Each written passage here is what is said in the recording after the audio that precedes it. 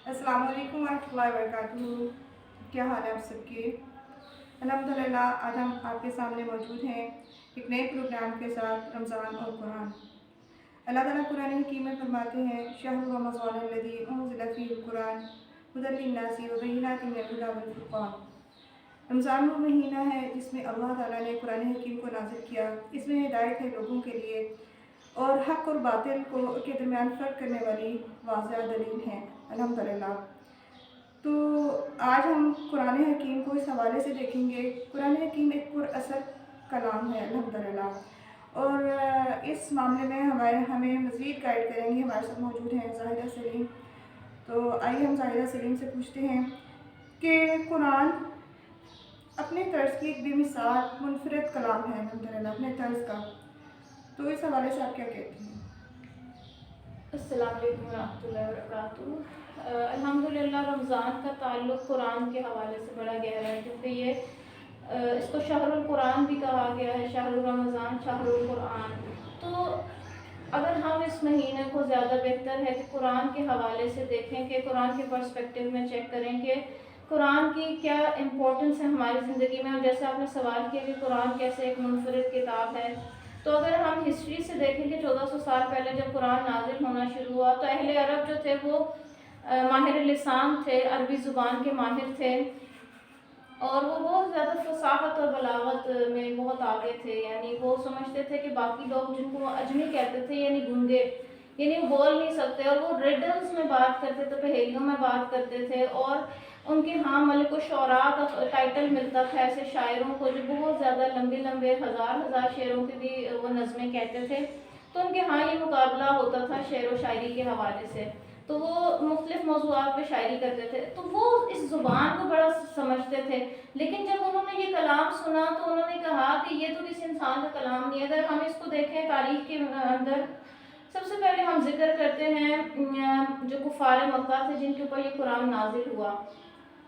अबू जहल, अखनस बिन शुरैक और अबू सुफियान, ये लोग उस वक्त इस्लाम में दाखिल नहीं हुए थे। अबू सुफियान ने बाद में इस्लाम कबूल किया, लेकिन बाकी के लोग इस्लाम कबूल नहीं किया। लेकिन ये लोग बाकायदा रात को ऐसा हुआ कि ये तीनों जाते थे अलग अलग और कुरान सुनने के लिए जाते थे। रसूलुल्लाह सल्लल्लाहु अलैहि वसल्लम कुरान की तिलावत कर रहे होते थे और ये सुनते थे। अच्छा, ऐसा हुआ कि पहले दिन ये गए और छुप के कुरान सुन रहे थे।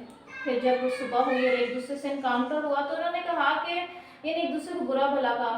फिर नेक्स्ट डे उन्होंने वादा किया कि अब हम दोबारा नहीं आएंगे। फिर नेक्स्ट डे दोबारा गए ये लोग, और दोबारा ऐसे ही सिलसिला हुआ कि दोबारा छुप के कुरान सुन रहे थे। दोबारा सुबह इनका इनकाउंटर हुआ। तीसरी रात जब इनका इनकाउंटर हुआ और एक दूसरे से मुलाकात हुई तो उन्होंने ये कहा कि अब हम एक पुख्ता ऐद करेंगे, अब कुरान सुनने के लिए नहीं। इससे वाक़े से क्या पता चलता है कि कुरान इनके दिलों पर असर करता था। इसी तरह से अगर आप देखें कि जिन लोगों ने इस्लाम कबूल किया वो कुरान लोगों को सुनाते थे तो लोगों के दिल पे वो असर करता था, और वो ये बात समझते थे कि ये किसी शायर का कलाम नहीं है, ये कहानत भी नहीं है, ये एक बड़ी अलग सी चीज़ है जिसको वो बड़े वाज़ेह तरीके से पहचानते थे। जैसे हज़रत उमर रज़ियल्लाहु अन्हु के कबूल इस्लाम में जो एक वाक़या बड़ा अहम हमें मिलता है कि वो एक रात रसूलुल्लाह सल्लल्लाहु अलैहि वसल्लम खाना काबा के पास बैठे तिलावत कर रहे थे, नमाज में सूरह हाक़ा की तिलावत कर रहे थे। तो जब उन्होंने ये बड़ा खूबसूरत कलाम सुना तो उन्होंने कहा कि ये कितना खूबसूरत एक शायराना कलाम है, कितनी खूबसूरत शायरी है। रसूलुल्लाह सल्लल्लाहु अलैहि वसल्लम ने उस वक्त ये आयत पढ़ी, वमा हुआ बिक़ौली शायरिन क़लीलन मा तु'मिनून, कि ये तो किसी शायर का कलाम नहीं है, तो बहुत ही कम ईमान लाते हो। तो हज़रत उमर एकदम डर गए कि ये क्या, ये शख्स जादू जानता है, इसको कैसे मालूम हुआ कि मेरे दिल में ख्याल आया है। तो साथ ही रसूलुल्लाह सल्लल्लाहु अलैहि वसल्लम ने कहा, वमा हुआ बिक़ौली काहिनिन क़लीलन मा तज़क्करून, कि ना तो ये किसी जादूगर का कलाम है, बहुत ही कम तुम नसीहत कबूल करते हो। तो हज़रत उमर के दिल में एक ख्याल आया कि ये क्या है, ये क्या हो रहा है। और रसूलुल्लाह सल्लल्लाहु अलैहि वसल्लम ने फरमाया, तंज़ीलुम मिन रब्बिल आलमीन, ये तो रब्बुल आलमीन की तरफ से नाजिल करता है। तो ये वाक़या बड़ा अहम था कि कैसे उनके दिल पर वो कुरान दस्तक दे रहा था और कैसे वो उनके साथ, उनको ऐसा लगता था कि ये रिलेट करता है, ये एक मोजिज़ कलाम है जिसको कहा जाता है ना, मिरेकुलस कलाम है। और अगर आप इसकी ज़ुबान को देखें कितनी ज़्यादा, यानी कुरान के अल्फाज को आप देखें, रब्बि इश्रह ली सदरी व यस्सिर ली अमरी वाहलुल उक़दतम मिन लिसानी यफ़क़हू क़ौली वजअल ली वज़ीरम मिन अहली हारून अख़ी उशदुद बिही अज़री। तो ये अल्फाज आप देखें कितने खूबसूरत हैं, आपको کئی کئی آیات ایسی نظر آتی ہیں جن میں ردھم ہے، ایک رائمز ہیں، لیکن ہم یہ نہیں کہہ سکتے کہ کیونکہ یہ الفاظ ردھم میں آتے ہیں، ایک رائمنگ میں آتے ہیں، تو ہم یہ اس کو شاعری بھی نہیں کہہ سکتے، کیونکہ شاعری میں دیکھیں ایک ردیف ہوتا ہے، قافیہ ہوتا ہے، ایک ہم وزن اشعار ہوتے ہیں. لیکن اگر آپ قرآن کو دیکھیں وَالْعَصْرِ إِنَّ الْإِنسَانَ لَفِي خُسْرٍ، پہلی آیت ایک لفظ پر ہے اور اگلی آیت میں دیکھیں تو 4 الفاظ ہیں. تو یہ کسی بھی سیٹ پیٹرن کو قرآن فالو نہیں کرتا، لیکن یہ الحمدللہ لوگوں کے دلوں پر اثر کرتا تھا. اور اسی وجہ سے آپ دیکھیں جیسے سورہ نجم سنتے سنتے کفار نے سجدہ کر لیا، لوگوں کو یہ لگا کہ شاید وہ اسلام قبول کر لیا، لیکن ایسا نہیں تھا. لیکن الحمدللہ یہ بات ضرور تھی کہ قرآن ان کے دلوں پر دستک دیتا تھا اور قرآن ان کے دلوں پر اثر کرتا تھا. الحمدللہ آپ کی بات چیت سے الحمدللہ یہ اندازہ ہو رہا ہے کہ قرآن حکیم دلوں پر اثر کر رہا ہے الحمدللہ. اور مکہ کے حوالے سے جیسے آپ نے بتایا کہ کفار قریش تھے لیکن قرآن حکیم سنا کرتے تھے، تو کیا بات ہے کہ انہوں نے اسلام کیوں نہیں قبول، انہوں نے ان کے دلوں نے ایمان کو کیوں نہیں قبول کیا؟ ہاں یہ بات ہے کہ کفار میں سے بھی بہت سارے لوگ چھپ چھپ کر بھی قرآن سننے آتے تھے. اسی طرح آپ نے وہ واقعہ سیرت کی کتابوں میں پڑھا ہوگا کہ ابو الولید جب آیا تھا اور رسول اللہ علیہ وسلم کو آفر کی تھی اس نے کہ ہم تمہاری شادی کہیں کروا دیتے ہیں، تمہیں بادشاہ دے دیتے ہیں. تو آپ صلی اللہ علیہ وسلم نے ساری اس کی آفر سنی کہ تمہاری مال و دولت کے ڈھیر لگا دیں، یہ ساری آفر سنی. اور اس کے بعد آپ صلی اللہ علیہ وسلم نے اس کو سورہ سجدہ کی آیات پڑھ کر سنائی. تو وہ جیسے جیسے سنتا جاتا تھا وہ پیچھے پیچھے ہوتا جاتا اور اس کے چہرے پر ایک رنگ آتا ایک جاتا. اور جب وہاں سے اٹھا اور باقی لوگوں نے کفار نے اس کو آتے ہوئے دیکھا تو انہوں نے کہا کہ یہ ولید کا وہ چہرہ نہیں ہے جس کے ساتھ وہ گیا تھا. تو پھر اگر ہم دیکھیں تو ابو جہل ہے وہ کلام چھپ کے سننے جا رہا ہے تو اسلام کیوں نہیں قبول کر رہا؟ ایکچولی اس کی ریزن یہ تھی کہ ایک عصبیت تھی، ایک تعصب تھا. جیسے ابو جہل کے اندر ایک یہ قبائلی تعصب تھا کہ اگر ہم ان کو نبی تسلیم کر لیں گے تو ہم بنو ہاشم کے اپنے اوپر برتری تسلیم کر لیں گے. تو ایک عصبیت تھی ان کے اندر، ایک نسلی عصبیت تھی، ایک قبائلی عصبیت تھی. اور پھر یہ بات بھی تھی جیسے یہود کو یہ تھا کہ ایک نبی کا وہ انتظار تو کر رہے تھے لیکن ان کو یہ تھا کہ یہ بنی اسرائیل میں سے آئے گا. جیسے کہ ہم جانتے ہیں کہ ابراہیم علیہ السلام کے بعد کثیر انبیاء بنی اسرائیل سے آئے، تقریباً سبھی انبیاء بنی اسرائیل سے تھے.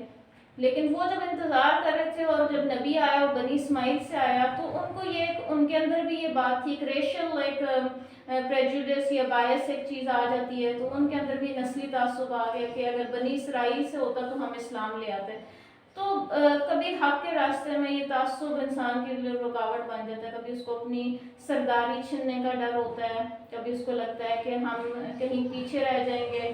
اور ایک جیسے بنی اسرائیل کے علماء کو یہ تھا کہ وہ ایسی گدی پہ بیٹھے ہوئے تھے کہ لوگ ان کے پاس آتے تھے، ان کو نذرانے دیتے تھے، ان کو اپنا بڑا عالم صاحب علم سمجھتے تھے، صاحب کتاب میں سے تھے.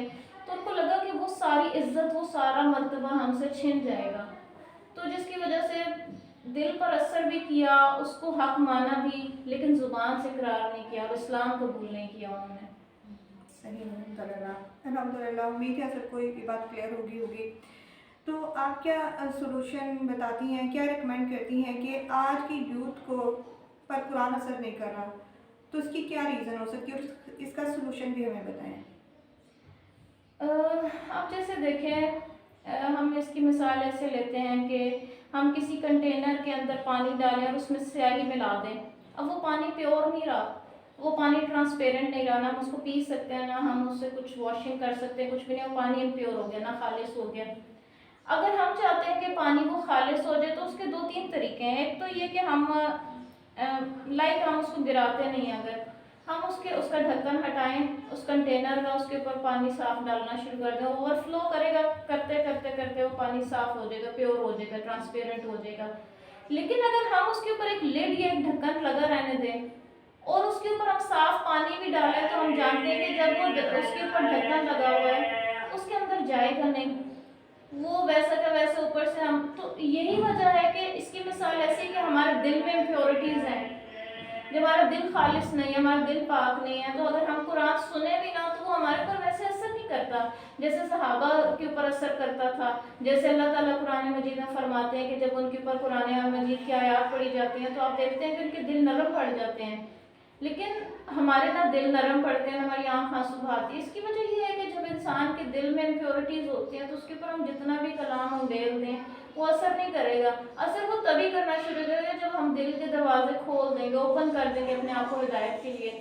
اور اس میں صرف اخلاق، برے اخلاق نہیں ہے، یعنی ایسا نہیں ہے کہ صرف اس میں غیبت، چغلی، حسد، بدگمانی، اس میں بہت ساری باتیں۔ کوئی حرام مال کھائے گا، اس کے بعد وہ نماز پڑھے گا تو وہ نماز اس کے یا وہ قرات کرے گا، تلاوت سنے گا، اس کے دل پر وہ اثر نہیں کرے گا۔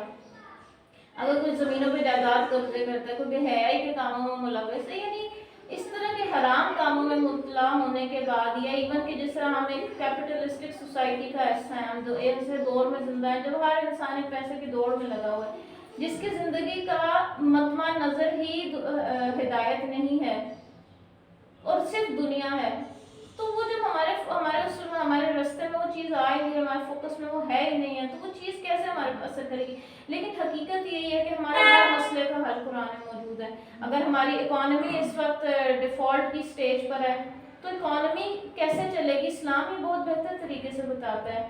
ہماری جوڈیشری کا سسٹم فیلڈ ہے، ہمیں انصاف نہیں ملتا، یہ کون بتائے گا؟ اللہ بتاتے ہیں، اللہ کی کتاب بتاتی ہے، نبی صلی اللہ علیہ وسلم کی سنت بتاتی ہے، خلفائے راشدین کا جو دور حکومت تھا اس کے ذریعے سے ہم جان سکتے ہیں کہ ان کے دور میں نظام عدل کیسا تھا۔ تو چاہے عدلیہ ہو، چاہے حکومت ہو، پارلیمنٹ ہو، چاہے ایون خاندانی نظام ہو، ایون ہمارے ہاتھ میں پکڑا ہوا موبائل ہو، کچھ بھی ہو، یعنی جہاں جہاں پر ہم اس قرآن کو اپنی زندگی میں نافذ کرتے جائیں گے، اپنے معاشرے میں نافذ کرتے جائیں گے، ہمیں ہر مسئلے کا حل ملتا جائے گا۔ لیکن اگر ہم صرف ایک نماز پڑھ لیں اور قرآن پڑھ لیں، لیکن اس کے بعد نہ تو ہماری زندگی میں نہ ہمارا دل پاک ہو رہا ہے، نہ ہماری زندگی میں، نہ سوسائٹی میں وہ امپلیمنٹ ہو رہا ہے، تو اوبیسلی پھر ہمارے مسئلے مسائل وہیں رہیں گے، اور قرآن موجود ہونے کے باوجود بھی ہم being a part of Muslim امہ شاید پیچھے ہی رہیں گے۔ تو کرنا بس یہی ہے کہ ہم ایک تو سب سے پہلے اپنا فوکس کلیئر کریں، ہم زندگی کا مقصد سمجھیں کہ اللہ نے ہمیں دنیا میں کیوں بھیجا ہے، اس کو سمجھیں، پھر اس کو قرآن سے اس کے لیے ہدایت لیں، گائیڈ لائن لیں، ڈائریکشنز لیں، پھر قرآن جیسے ہمیں گائیڈ کرتا جائے گا تو انشاءاللہ پھر ہماری زندگی میں سے چاہے وہ مایوسی ہے، ڈپریشن ہے، چاہے ہمیں بے مقصدیت ہے زندگی کے اندر، یا ہم بہت سارے مسائل کا شکار ہیں، انشاءاللہ ہر مسئلے کا حل قرآن میں موجود ہے، لیکن وہی بات ہے کہ اس کے لیے ہمیں رجوع کرنا پڑے گا اور پہلے اپنے دل کو بدلنا پڑے گا انشاءاللہ۔ جزاکم اللہ خیر۔ الحمدللہ ناظرین، ہم نے دیکھا کہ قرآن کیسے دلوں پر اثر کرتا ہے الحمدللہ، اور رمضان اور قرآن کا جیسے ایک بڑا گہرا تعلق ہے، تو ہمارے دلوں پر قرآن کیسے اثر کرے گا؟ تو الحمدللہ رمضان کی رحمتوں اور برکتوں کے دن الحمدللہ موجود ہیں۔ اللہ تعالیٰ نے الحمدللہ ہمیں سعادت مند دن نصیب کیے ہیں، تو ضرور کوشش کریں قرآن حکیم کے ساتھ جڑ جائیں، باقاعدہ اس کو سیکھیں، اس کے ساتھ اپنا کنیکشن اسٹرانگ کریں، غور و فکر کریں، تو اللہ تعالیٰ سے ہم امید رکھتے ہیں کہ سوسائٹی میں چینج آئے گا، زندگیاں بدلیں گی، انشاءاللہ معاشرے بدلیں گے۔ السلام علیکم ورحمۃ اللہ۔